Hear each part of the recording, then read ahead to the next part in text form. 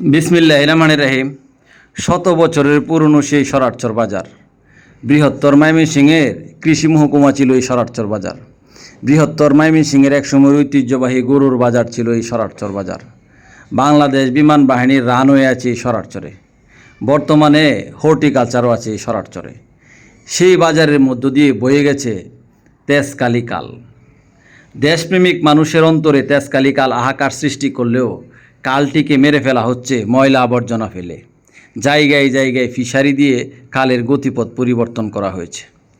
নতুন প্রজন্ম আগ্রহী মানুষজন যদি চায় তাহলে কালটি তার অস্তিত্ব খুঁজে পাবে, আর না হলে কিছুদিন পর দেখবেন খালের সাইড ঘেঁষে ঘেঁষে দোকানপাট ঘরবাড়ি বাড়াচ্ছে।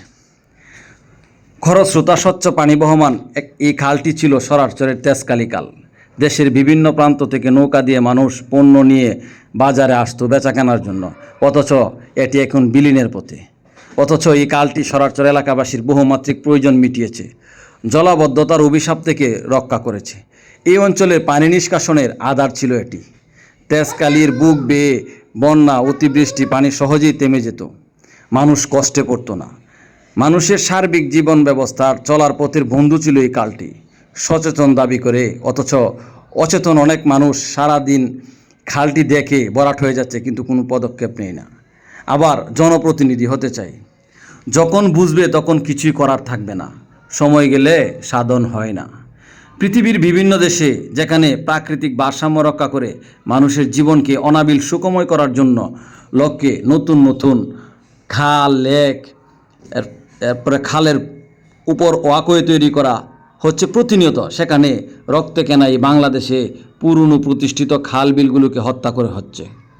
সার্থক জনমাগো জন্মেছে এই দেশে, আমাদের লালিত অহংকারগুলো শানিত রূপ ধীরে ধীরে বোতা হয়ে যাচ্ছে। বাংলার খাল বিল বিভিন্ন জায়গায় এগুলি ভরাট হয়ে যাচ্ছে, এগুলি আমাদেরকে রক্ষা করতে হবে। কাল রক্ষা করতে হবে, নিজেকে সুস্থ সুন্দরভাবে বাঁচাতে হলে কালগুলিকে অবশ্যই রক্ষা করতে হবে। বাংলার শাশ্বত রূপকে সমুন্নত রাখতে হবে। আমি এই পর্যায়ে সরারচরের বৈষম্য বিরোধী সাধারণ ছাত্রদের দৃষ্টি আকর্ষণ করছি।